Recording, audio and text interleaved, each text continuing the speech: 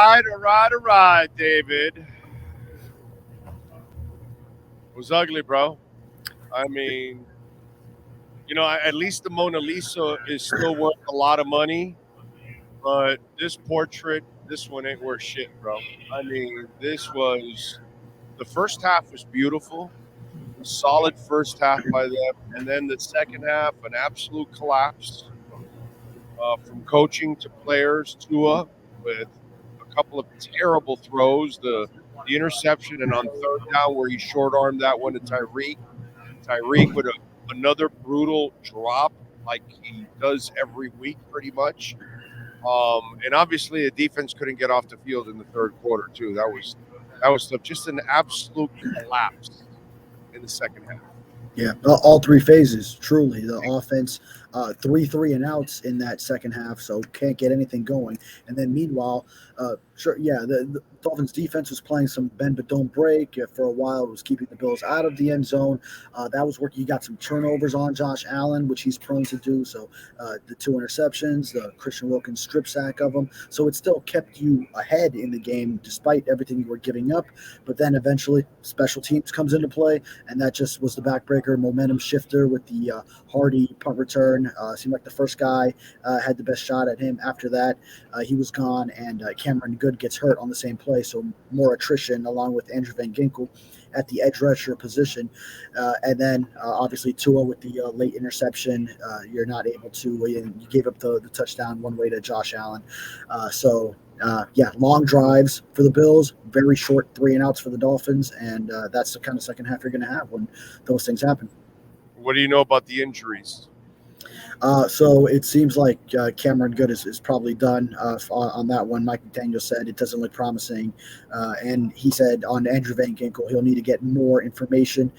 The good thing is Jalen Waddle and Raheem Mostert appear on track. He said he's optimistic that they will be returning in the playoffs. So it seems like it was a situation where just how much they could give you today, and if they were going to put themselves at risk for aggravation toward the wild card round was just not a scenario that they wanted them performing at in Mostert and Waddle. But it seems like for the playoffs, they will be a go.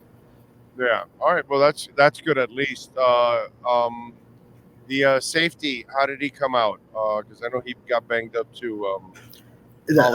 Javon Holland, yeah. Well, also and Deshaun Elliott too. He had a calf injury in pregame warmups, so I mean he was still able to play. He went through it and had that interception in the end zone. He was leaping on that, but Javon Holland, yeah. It was a sign when on Saturday he was downgraded to questionable with those 2 knees. I mean, he already missed the 4 games, came back last week for the first time, and then you could tell it's still lingering with him. So his snap count was low. Got to see tomorrow morning what that snap count was officially, but obviously he was out of the game for long stretches without an injury announced. So Mike McDaniel said there wasn't a setback per se, but just that he was really going through it with those, trying to play on those 2 MCL sprains that he had on each knee. Your thoughts on, again, what I think was another poor game management day for Mike McDaniel. Your thoughts? Yeah, when you can't sustain drives, the Bills went and put an extra man in the box in the second half to stop the run. The Dolphins were running effectively, and then there was no counter adjustment to that. And then, they were going to the run more in the first half. That was effective, and then you just didn't see the counters, the opening up plays for Tua, and it's on Tua as well. To not come through in that second half. But I'll give you I've talked about a couple of examples like in the fourth quarter when they score and go up 21-14, okay, and what's it called? The next drive on 1st and 10 from the 25, they call play 25 yards downfield for Tyreek, in between like 3 guys there. So you're even forcing it on top of all of that. And then on the second down, you go to Smythe for 3 yards. And then you have the 3rd and 7 where Tua short arms it to Tyreek. And was that yes, that's where he shorts it. And then unfortunately the drive, gets killed there at the same time. And then to open the game up, you open up the game with an ineligible player downfield. Open up that game. And on top of all of that, you started with a pass. Where on there goes a Chan with a 16-yard run. When we all talked about it throughout the week, the Bills can't stop the run. Why are you trying to get cute on the first play of the game? And you had a penalty to start off. Then later on in that first half, you're calling an option play for a Chan. You know, there are just things that go on throughout the game. When Tyreek didn't catch that ball that it hit the ground, they never bothered to rush to the line to try to get a quick snap. Brother, they took their sweet time and gave Buffalo plenty of time to throw the red thing to challenge. It's like it's not a smart team. They're not sharp, dude. They make a lot of mistakes, and I gotta blame the coach at times for odd play calling, not putting sometimes his players in positions to be successful. Your thoughts on some of this stuff and maybe other things that you might have noticed? Yeah, some of those things come down to the complexities of the offense and just formations, motions, all the things that every player has to be held accountable for and know going into play. So it's not a very simplistic thing where it's just line up and go and I have one responsibility, I have one route to run, one guy to block. So there's so many things that go into this offense that, when it works, then it's all beautiful. It's just everything's in unison, and there's just so many levels to it on how difficult it is to defend and how it gives defenses fits. But then when just one part isn't being executed correctly, then that's where a lot of those dominoes fall with just how complex it is and not simplistic with a lot of those play calls. And then the play calls themselves sometimes, maybe Mike McDaniel at times outsmarting himself. He's often trying to give you the best play call for every situation, but sometimes the simpler one tends to be the one that works better in certain situations. Your thoughts on Tua's play? Yeah, just not enough to win this game. He was carried by the run game early, so that helped. They were running the ball more than they were passing, and then inability to sustain drives, third downs. I got to look at the third down numbers, but I know it couldn't have been good, especially in that second half because they were 3 and out 3 times. Then another time was just 1 first down. And then ultimately, of course, the interception at the end. The first interception, I didn't mind. It was a 3rd and 7. So throwing deep, and then it basically was the same as a 40-yard punt. If he were to throw an incomplete pass on 3rd and 7 instead, and then they just punt to the inside the Buffalo 20, it works the same way. So I didn't mind that. If he saw he had a shot and it didn't get there. I'm the Tua guy. Yeah. And I mind it. You know why? He threw in a double coverage. Yeah, and I want you to go look at he was far from the play when he threw it. So whoever was the Benford that came over. But there was 2 people there, bro. Yeah. It took a while to get there. I think was more of the issue. Go back and watch the film on the 3rd possession on 3rd and 14.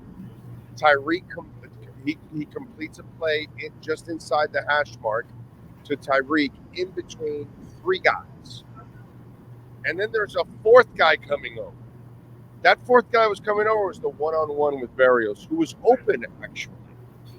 And he was rolling to that end, and he threw that pass. He could have thrown it to Berrios instead.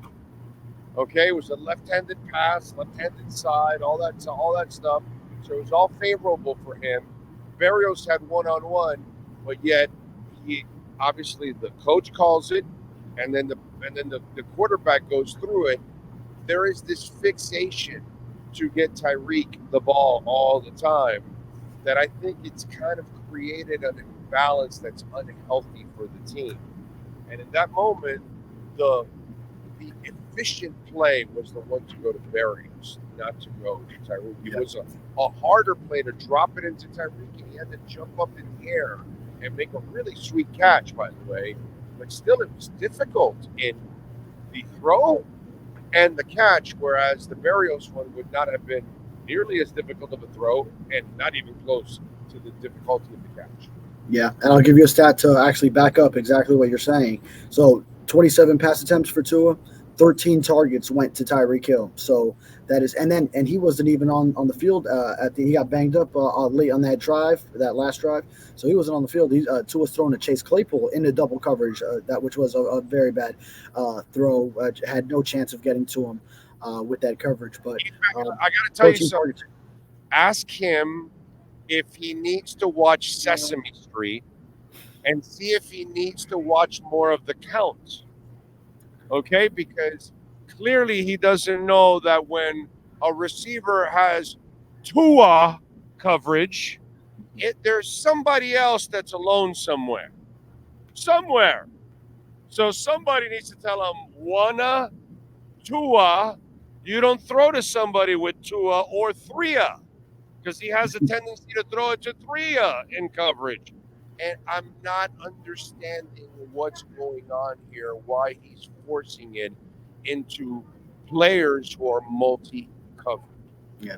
And when it's a situation where Tyreek Hill doesn't have Jalen Waddle opposite him, then a lot of those 2 and 3 are going to be dedicated to covering Tyreek Hill. So it's always going to be more difficult. There's going to be fewer and far between where you get Tyreek Hill. Yeah, the defense always has to respect his speed down the field, so you can get him on those deep comebacks oftentimes, and he can get open that way. They lay off of him on the line that he's able to come up 5 yards, pop. And, I get those. I understand. Yeah. By the way, those are great plays because you're not taking so many chances 25 yards downfield because the level of difficulty goes up so drastically that it makes it harder for your quarterback to. Yeah, and while Tyreek had 13 targets, no other Dolphins pass catcher had more than 3. Smythe had 3, Cedric Wilson had 3, Barrios, Claypool, Hill, Julian Hill 2, River Craycraft 1, and Devon Achane 1. So, so there wasn't that guy taking over as that second option, whether it's a Cedric Wilson, who came over to the Dolphins to be a number 2 receiver with Jalen Waddle when he signed, and then a week later the Dolphins trade for Tyreek Hill. This was if he gets those chances, if he gets more of those targets, it was a chance for him. So it'll be huge when Waddle comes back, because then now you have that 1-2 punch, and it's not so much, okay, there's the one that we know the defense is going to focus a lot on and that you still have to get the ball to because he is an otherworldly talent. But we might see a little bit more of the spread between the 1 and 2, and then a lot of open opportunities for the Durham Smites to Cedric Wilson's and Braxton Berrios. Or what Waddle are we getting back? You know what I mean? Because, the thing I said is both guys are great receivers, but they're also great decoys. You got to learn to be a little smarter as a coach and learn to use these guys as decoys also, because the other guys have to be wide open. They have to be wide open. And Tua has to learn to spread the ball around, which, by the way, again, I'm a Tua guy. I'm still a Tua guy. I'm still a Tua believer. Okay, but the Tua disbelievers have all the ammunition right now. And if you're the front office, you still haven't seen enough in big moments against big teams in big games that Tua has come through enough of that. Why should you give him a contract this offseason? Yeah. That's the big question because of all this. And then now another narrative with this team is now going on the road into a cold environment and having to beat a winning team, a team that's the defending Super Bowl champs. I know everyone's down on the Chiefs for a lot of how the second half of the season has played out for them. I know a lot of people even preferred this matchup over having to play the Buffalo Bills twice. I was never going to say that because you want to be at home for the playoffs and have a home game in the divisional round too with the number 2 seed. Let me tell you something. That's dumb that people said that, because if you beat Buffalo and you win the division, you now put doubt in them. And now they go with their tails back to Buffalo, and they've got to prepare for a week to then come back again. That's depressing, and you had them where you wanted to, and then if you beat them again, then it's super demoralizing, and it's a message you send into the offseason. Now, by losing against them, they laugh at your ass. McDermott's, 13-2 against the Dolphins now, right? Something like that? I believe so with this one. Well, right? Yeah, with 2, yeah, because 13-2. And Josh Allen has almost the same record. He wasn't there for some of the early wins, but that McDermott had. And it's the same old Dolphins, And unfortunately. they laugh knowing they don't have to see you again unless there is somehow an AFC Championship game rematch. But the Dolphins now, with this scenario, have to not only go into single-digit degree weather in Kansas City, when the coldest they've seen, I think, is probably about 40 degrees this season. So they haven't even gotten one game to sort of feel that out. Then if you do get past that, now you're going against number 1 Baltimore again. We just saw how that went last weekend. So that would be the divisional round game while the Ravens are resting. Granted, the 2019 Ravens, they were number 1 as well. Lamar Jackson's first MVP season. I say first because he's going to win it this year. Then they lost to the Titans in that as the number 1 seed in that divisional round after the bye. So, yeah, there's something there. But absolutely, cross that bridge when we get there. Yeah. And so, unfortunately, I think if you're the Dolphins, you force Tua to play on that 5th-year option. Unfortunately, you have no choice now at this point because you really can't give him elite money. You can't do it. Yeah, I'm with you there. And then there would still be the franchise tag option to have after that. Following, after that, yeah. So, and by the way, you have 3 tags, so you could tag him 3 straight years after that if anything gets hairy or whatever. But for now, you cannot pay somebody that is turnover prone in key moments, and he hasn't really been a turnover prone player. He has turned into one this year in a big time way, and I think that it's not so much in the macro when you look at it, but it is in key moments. There's been too many turnovers, unfortunately. Yeah. And you and I disagree on the first one. I was fine with it as far as the situation. Maybe not so much the throw itself, but then that second one, obviously, you lose the game on it. And it's a lot of career highs for Tua in this season, but one negative career high is the interceptions and also the turnovers overall, which when you add the fumbles lost as well. But he did show he could get through a season, 17 starts in the regular season, so he did answer that question off of last year. The play outside of increasing the turnovers was comparable to last year as far and even surpassed career highs of passing yards and touchdowns, completion percentage, but yeah, the turnovers though this season do linger. In your thoughts, man? I got no material. I can't defend him anymore, and so I can stay in his corner. I can believe in him for now. For now, he's got a little more time to still prove it, but I can't defend it. And those that don't believe in him, it is what it is. McDaniel, what happens to McDaniel? What's the narrative? What's the storyline that surrounds McDaniel if they lose to Kansas City and finish the season out 2-4? You choked out the division lead. You choked out the division, and you end up losing, 4 out of your last 6 games to end the season. What's the narrative for Mike McDaniel? Well, the narratives will be exactly the same that they have been, and he's aware of them, and he faces them head on. Even today, he was saying, it's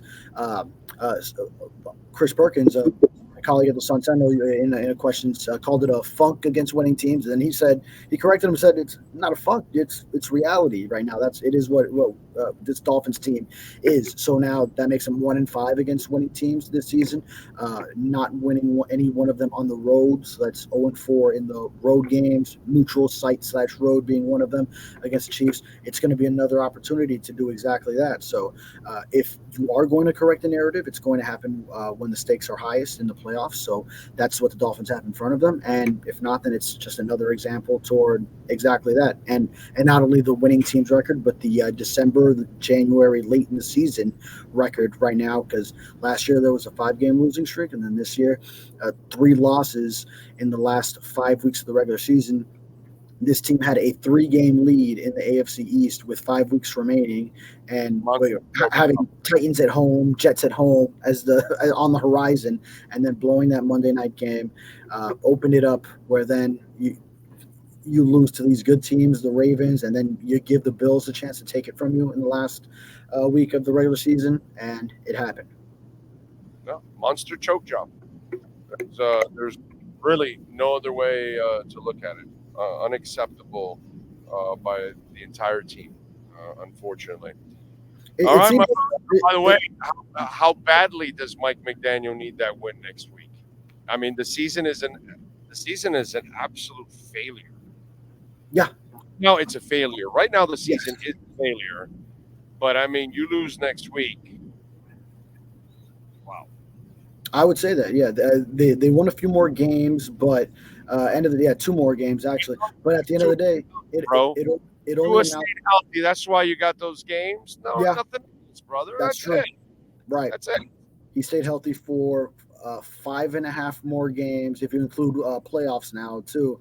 And then it amounted to 2 more wins, only 1 seed up from 7 last year, squeaking into the playoffs to number 6. And that gets you a wild card game with the defending Super Bowl champs, as opposed to this team could have been a top 2 seed for the first time since 1992. It's been since 1992. I know.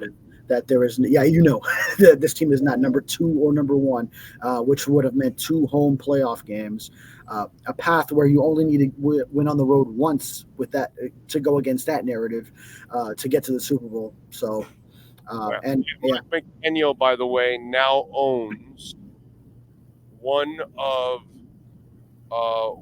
the most disappointing Dolphins seasons ever.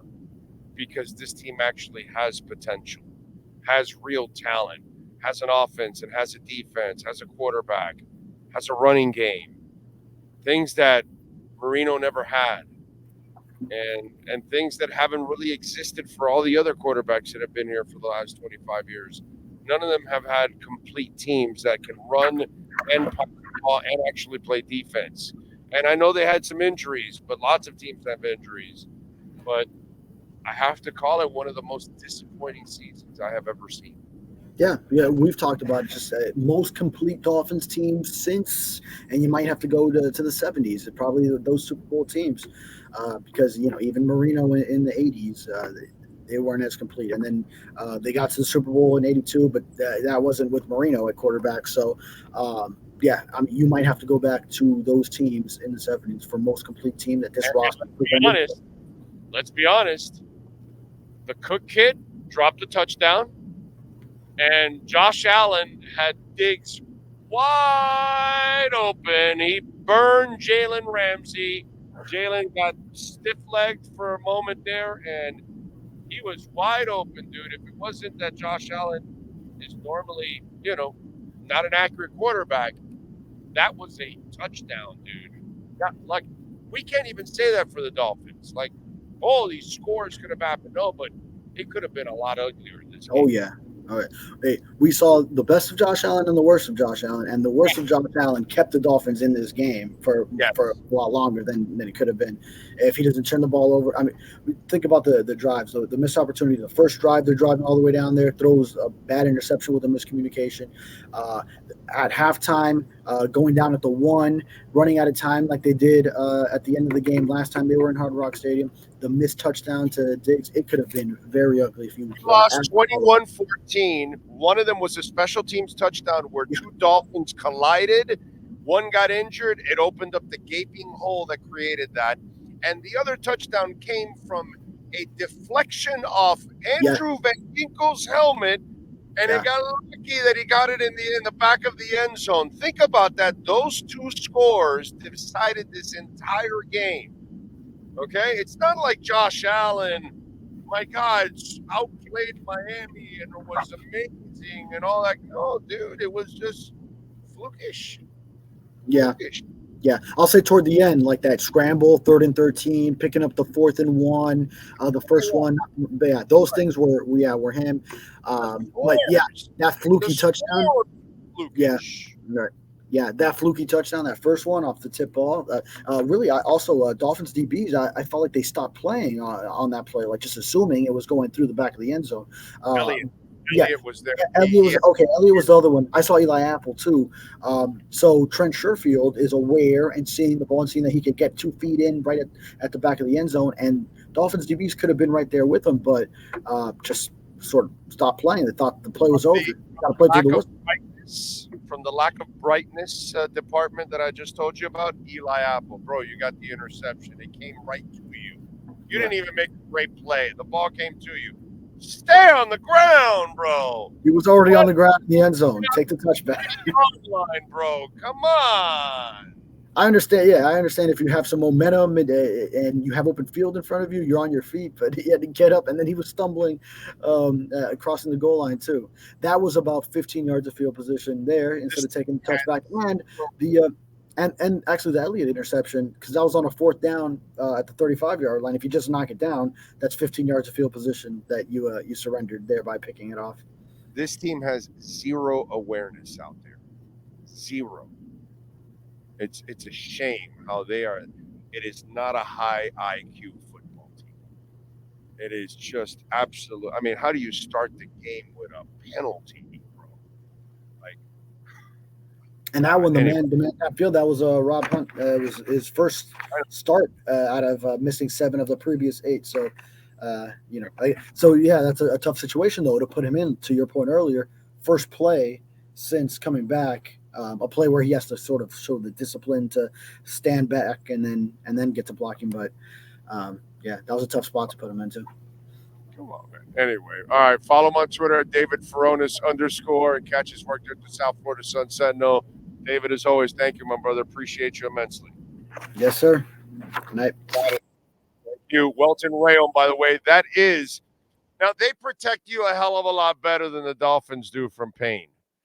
That's the thing. See, when it does happen to you, now I don't know if you can hire Welt Rheaume to sue the Dolphins for emotional pain. I'm not sure. I don't know. You can call Jeff Welt and state your case, and I don't know, you may have a case. No, but seriously, bankruptcy, condo damage, criminal defense, business owner claims, commercial litigation, personal injury, homeowner property damage. Please call Welt Rheaume, Jeff Welt, Daniel Rheaume. They are exceptional human beings. They've got a great office. They're in Hollywood, and they got another office in the Keys. But save the number, even if you don't need a lawyer right now. God forbid. I hope you never need to call Jeff and Dan. But if you do, for any reason, please call Jeff. 954. Save it on that cell phone. 966-4646. That's Welt Rheaume.